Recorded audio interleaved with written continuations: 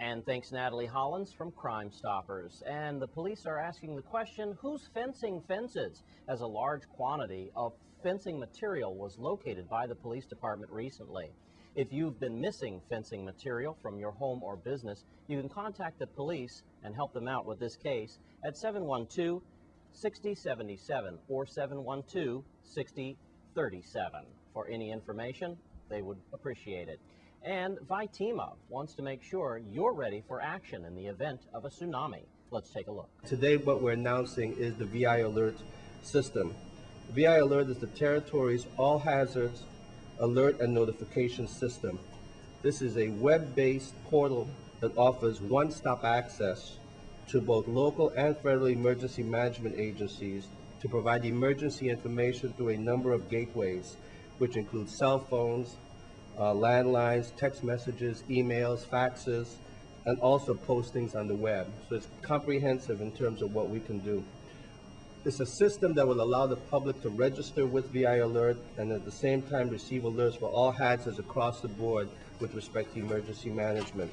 My name is Kevin Ross. I'm the Assistant Director of Technology for New York State Emergency Management Office. I'm one of the chief architects and developers behind the New York Alert platform, the New York Alert system.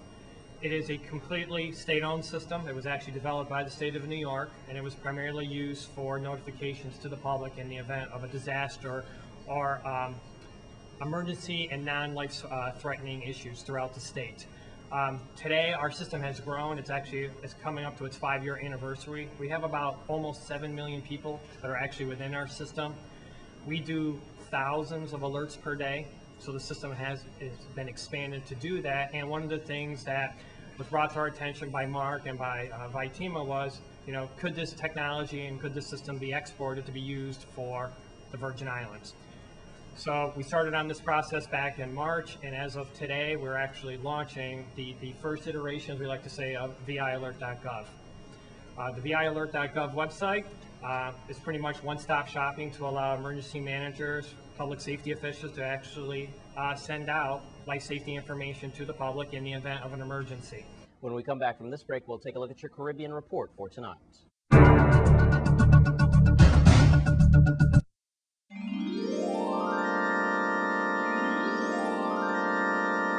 And let's take a look at your Caribbean report for this evening.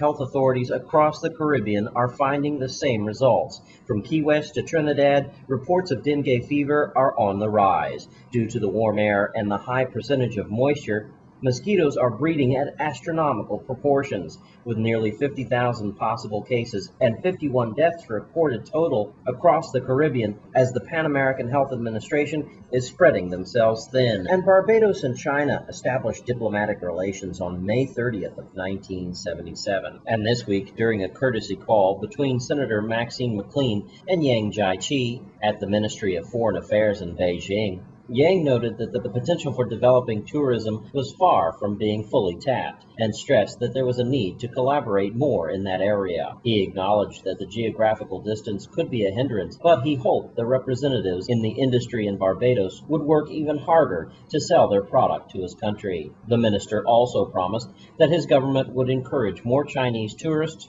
to visit Barbados. And finally, in Paris, it was the stage for the battle of the Jamaican track stars, as world record holder Usain Bolt beat his fellow Jamaican runners Asafa Powell and Johan Blake. Asafa Powell was beat in the 100-meter at the Diamond League event in Paris in a time of 9.84 seconds. World record and world Olympic champion Bolt recovered from a poor start to easily outsprint Powell, who came in at 9.91, with another Jamaican track star, Johan Blake, at 9.95 in third place.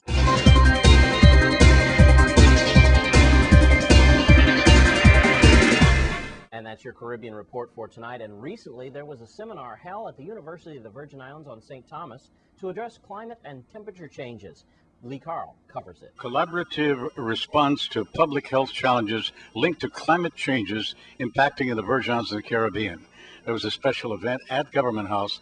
Dr. Laverne Ragster was on hand, the former president of UVI, and the governor and other officials. Basically, what we're here this evening to do is to celebrate the launch of a grant on a program that we have received from the National Institutes of Health that says that the Virgin Islands is paying attention to the fact that we know that climate change is occurring in the world and that it is linked to the way we live and will survive and thrive in the world.